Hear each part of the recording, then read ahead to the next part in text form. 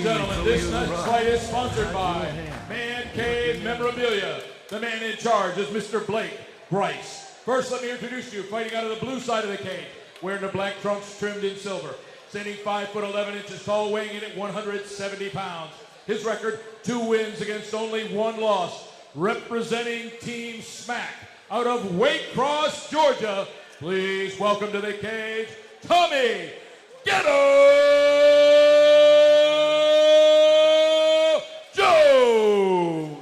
Jones.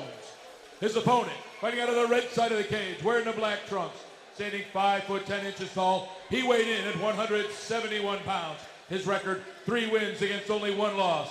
Representing Team Pitch Black and RCJ Machado out of Simpsonville, South Carolina. Please welcome to the cage, Joseph Crush Corneroli.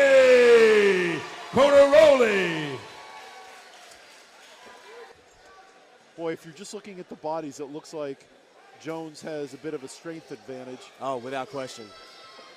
He's a monster. Oh, but he sort of slipped there on that initial.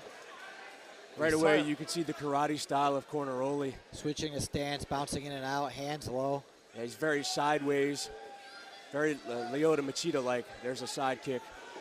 Big distance in between him and the fighter. The ability he has to close that distance is what separates him. He's fighting southpaw right now. Can he fight both ways? He'll change. Yeah, he'll change back and forth. That's got to play with the head of the opponent. Yeah, very typical of a karate guy. So as a karate guy, you're learning to just not favor either arm, not favor either hand. Yeah, nice body kick. Yeah, that was a nice body kick. A lot of karate guys like to fight with their strong hand forward, and there's definitely benefits to that. Shoots in for the single leg. And even though Corneroli going for the leg, Jones catching Corneroli 3 or 4 times in the face. Jones showed great balance there, but Corneroli relentless with his takedown attempt. It finally gets its fight to the ground. Quite a flurry we saw there. Both fighters striking, landing. Yeah, Ghetto Jones can generate power from just about any angle, and he just powered back into top position here.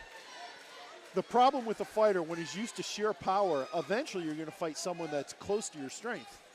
Yeah, you definitely have to learn the technique. A lot of strong fighters rely on that power too much and don't work their technique as well as they should. Corneroli setting up an armbar here, though. Yeah, he is switching his hips out. Ghetto Jones recognizes he's lowering his head so Corneroli can't get the leg over. He's got the leg up over the shoulder, though. He's reaching underneath the leg. Yeah, he also pulled his elbow out. He's good. There you go. He postures up. Big shots. Big shots. Ooh. Oh, Corneroli is just getting pounded by Ghetto Jones. Yeah, he's opened up, too. He's bleeding pretty bad. Jones saw an opening, and like you said, he has opened up Corneroli. Second time tonight we've seen a fighter opened up. And, of course, they all happened down by us. Corneroli trying to get his legs up again for a submission attempt, but Jones just pushes right into his guard. Or if you're Corneroli and you're opened up, what are you trying to do right now? He's trying to control the posture of Ghetto Jones so he doesn't take those big shots. He wants to keep the guard closed or work his submissions. You know, here's our motto, sweep, submit, or get up. He's got to do one of those things. He cannot stay here in this position and continue to get hammered on. Well, you know he doesn't want to submit. Well, he is just a mess right now. Apply the submission. Oh. Yeah, I knew you meant that. Again, let's go back to what we were talking about before. When guys get bloody, how does it affect their strategy? How does it affect the way they approach the fight? Does it intimidate them? Well, Corneroli's seasoned, so I can't imagine it intimidating him too much. He seems still very calm on his back here. The blood is rolling out of his, away from his eye right now. But on the other side, you got Jones seeing that blood, knowing that he's causing damage. It's like a shark. Yes, getting hungrier and hungrier, seeing that blood, wanting to cause more. Boy, he's landing some nasty left elbows. Blake Grice is taking a look here. And Jones just continues to pound on Corneroli. Jones can finish it here. And you know he's thinking that. Grice telling Corneroli to protect himself. So you know he's considering stopping the fight.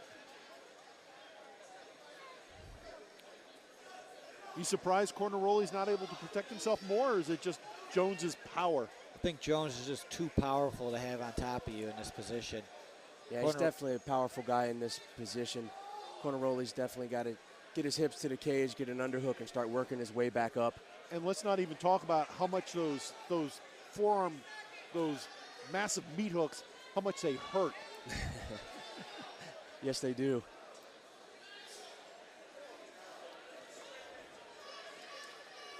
Boy, this has been an extremely long round. And it, as I say that, it just finishes up. Well, Yeah, 10 I think seconds. Blake Grice is to call it time here. I think he wants to look at the cut. Ah, he's warning him for an illegal elbow. I didn't even see the elbow. Yeah, he must have threw it from the bottom. He's calling it a 12 to 6 elbow because it's going from 12 o'clock to 6 o'clock. Now every commission has their own perspective of that rule. Some commissions being on your back saying the clock is doesn't follow you downward, so that direction elbow is okay.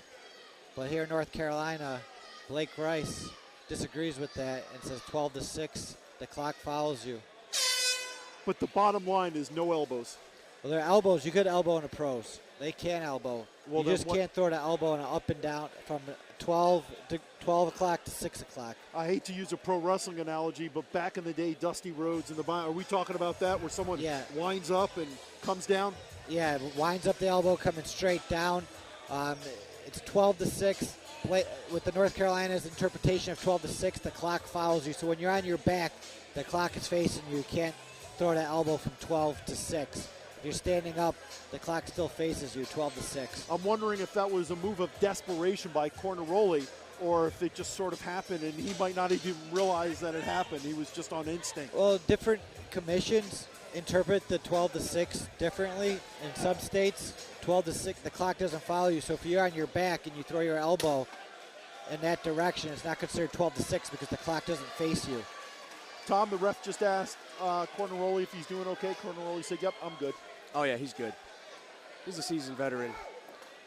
Took a lot of damage in that round, trying to get the fight to the ground. We may see him want to just keep the fight standing in this round. And if you're Ghetto Jones, what are you doing? Set up your takedown, ground and pound, just like first round. Basically what worked in the first round, just more of the same? Yep, absolutely. Well, Ghetto seems to be content with standing and fighting also. You got to remember, Corneroli's the one that went for the takedown. Right. And he just reversed the position once they were on the ground.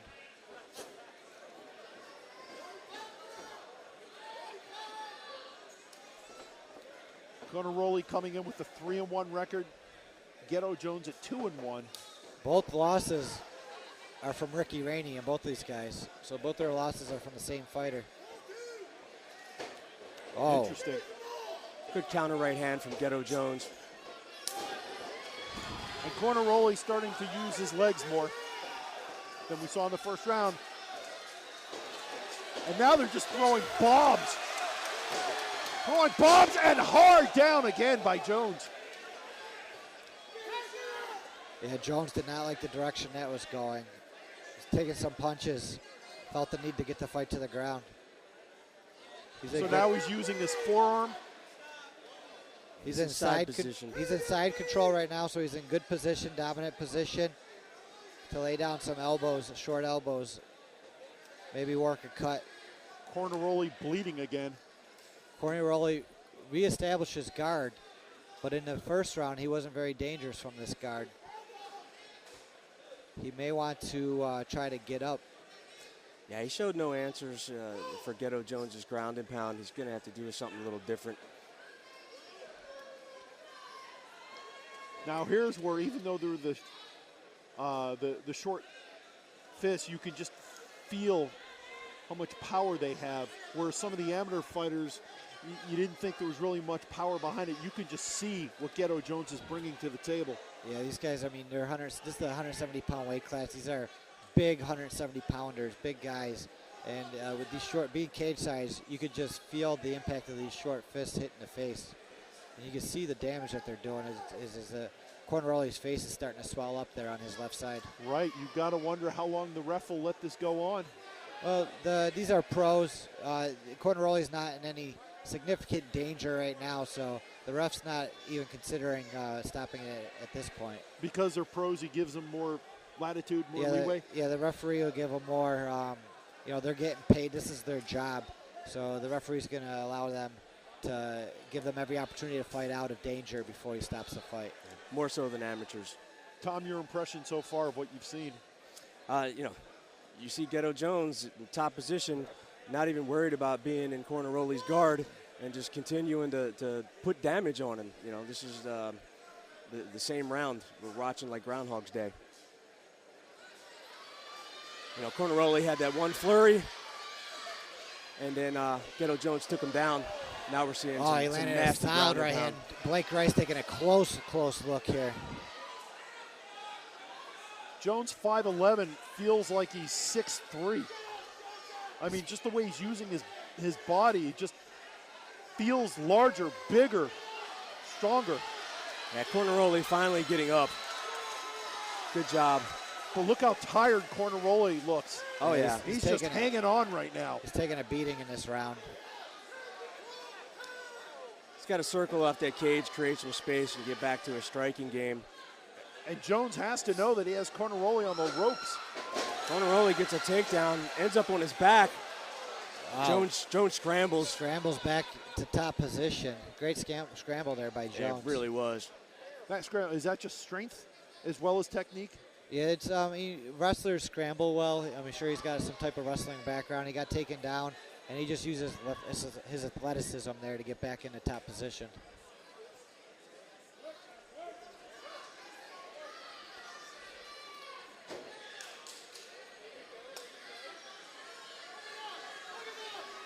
So Corneroli, I guess, has got to be looking for some sort of submission right now. Yeah, he's throwing the legs up. He's looking for a triangle, but Jones killed the right leg of Corneroli, stopping the triangle. Is now using it to pass Corneroli's guard. And we're approaching the end of round 2, and Corneroli looking for a Kimura now, maybe using it to sweep, but Jones just too big and powerful for him. Yeah. Strength advantage is definitely taking its toll. And you take a look at the faces of both. Jones measured, very, very confident. Corneroli breathing hard. They were head to settle up for the after-fight party. Yeah, Jones is very calm, confident. He knows he's winning the fight. Nice and relaxed there in the corner. All right, so you're in Corneroli's corner. What are you telling your man? I'm telling him to keep the fight standing. I mean, even when he gets the takedown in top position, Jones is just using his athleticism to sweep him, and then he's just too big and strong for him to submit off his back. Can Corneroli beat him standing? Does he have the power? Yeah, he could. He's throwing a lot of leg and body kicks.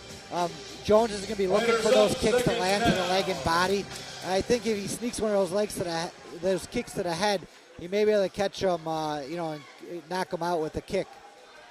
He hasn't thrown a single kick to the head yet. A lot of kicks to the body and legs. Joseph Corneroli, Tommy Ghetto Jones, Fight Lab 32, the second of our 4 pro fights tonight. This is the third and final round.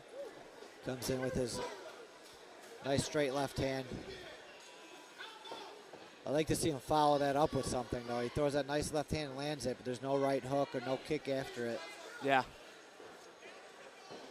Look at Corneroli's legs. Does he look like he's weak a little bit? Weakened? I mean, look at his face. He looks weakened. Oh, yeah. He looks tired. But he's been here before. He's been in the third round. He trains hard. He trains with UFC fighter Stephen Thompson. I'm sure he doesn't win in the gym every single day. That body kick took a lot out of Jones right there. Corneroli comes in with his hands down, though. Yeah, he comes dangerous. in with face first. It's scary. They clinch up. I don't want to be here if I'm Corneroli because We've seen every time they clinch up, even when he gets the advantage in the takedown, Jones just scrambles into a superior position. So if you're Corneroli, you back. Well, Corneroli throwing some punches, but to your point, you back up and just try to restart. get some space. Yeah, this is where I want the fight to be. This is where I'm winning this round right now. I'm landing better punches. And now Jones looks like he has some blood on his lip. I'm not sure if that's from Corneroli or if that's Jones who's been opened up a little bit. Corneroli's corner calling for an elbow. Let's see if he fouls. He comes in with his hands down, face straight into punches. The crowd definitely into it. These two guys. Oh, Jones my with goodness. the kick to the head. Head kick by Ghetto Jones. Good lead left hand by Corneroli. That head kick, I'm guessing that could take down an elephant. Yeah, he caught it a little bit on the foot. It wasn't really as powerful as if he hit it with the shin. And he did have his hand up to protect a little. Yeah. But still looked impressive for the judges for sure. Corneroli still charges in with his hands down and just taking punches. No head movement at all. Do you think it's just the fatigue factor, or is I think it's the karate style that he's used to. both of these guys opened up? Both of these guys exhausted. This has been a battle. Yeah, you got look at Two warriors. Look at Jones's right eye. It's basically swollen shut. So some of those punches Corneroli's have landed. Jones looking to get the fight back to the ground. There we go. Like to see Corneroli break away and throw some punches. Yeah, maybe a knee to the head or a kick to the head. Well, he just did a knee to the stomach. Corneroli has to know he has a chance still, and now he's firing with some shots. He's starting to score some punches, but the round is winding down. He needs a finish here. I think he's exhausted. Does he have anything left in the gas tank? He's going to need to. He's got to break away and really go for broke here. He's going to lose this fight. Both fighters look exhausted. But these body shots are taking their toll. Ghetto Jones isn't liking it. It's a good time to back away. Ghetto Jones trying to hang on. Corneroli reaching for a guillotine. Does he have enough time?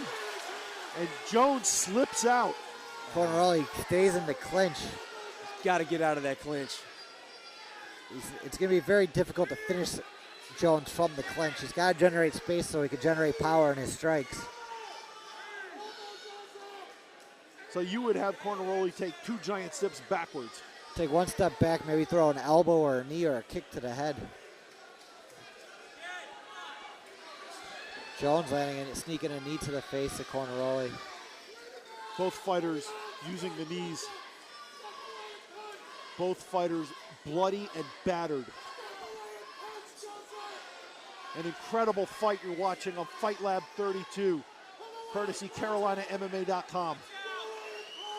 It's a tough guys here. This is a bloodbath. I'll tell you, folks getting their money's worth out of this fight. Corneroli going for an Uchimata. Nice Uchimata, but Ghetto Jones showing those good hips. And we're near the very end of the fight. Leg lock.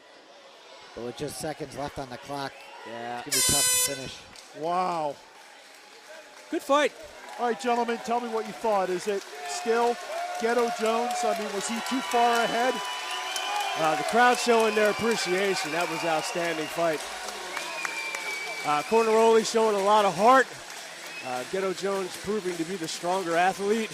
I give Ghetto Jones the nod. Yeah, Corneroli stole that third round. He won that third round. Ladies and gentlemen, after 3 rounds, we go to the judges' scorecards. All 3 judges scored this bout 29-28. Your winner by unanimous decision, Tommy Ghetto Jones. How about a hand for Joseph Corneroli?